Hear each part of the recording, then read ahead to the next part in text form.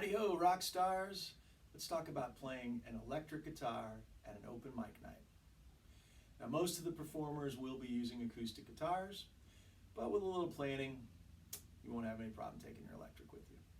For the past few months, I've been performing at some of the open mics in Indianapolis and the surrounding communities with this rig, and it's worked out pretty well. You want to keep things simple, lightweight, easy to set up, reliable, and flexible. So let me walk you through my rig. First up is my pedal board. I've got a tuner, compressor, distortion, clean boost, and an EQ. But the best part about this one is it's battery powered. So I don't have to worry about plugging in one less thing. If you need power for your pedal board, make sure you have a cable long enough to get to the wall, because it could be far away. Next is the amp. The one that I'm using is a 50-watt Boss Katana, and it works beautifully for my application.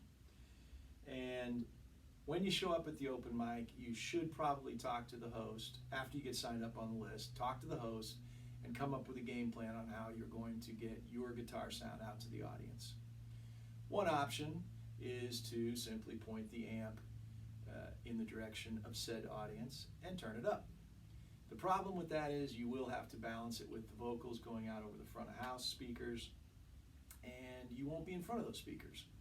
So you can rely on the host to give you a thumb up or a thumb down to turn your volume up or down to better balance it out with the vocals. My preferred method, though, shout out to Chris over at Danny Boy for letting me do this, is to put a microphone in front of the amp and then simply hand the end of the XLR cable to the sound engineer and let him put it through the front of house speakers. So the microphone I use for that is a Sennheiser 609. I got to be honest with you, the main reason I bought this mic is so I don't have to carry an extra microphone stand. You would have to bring a shorty stand or some kind of apparatus to hold a microphone in front, but not with this guy. I do carry a 25-foot XLR cable tucked into the back of the amp. I find it's easier to hand him a cable rather than relying on him to hand me the cable and plug in. So I usually get this done with my own cable, and if I have to, I can simply plug into his cable too. You want to get that perfect placement. And that's how I run my setup with a microphone in front of the amp. Now, one important thing is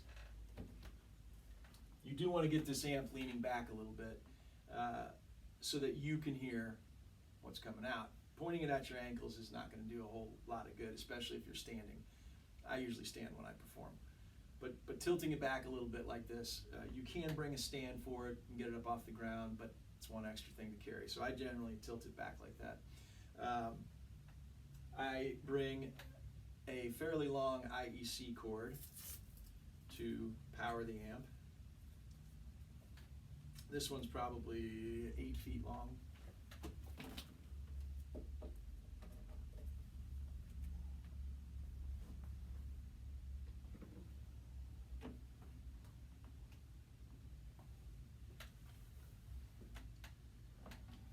I also carry an extension cord if I need a little extra to get over to the wall.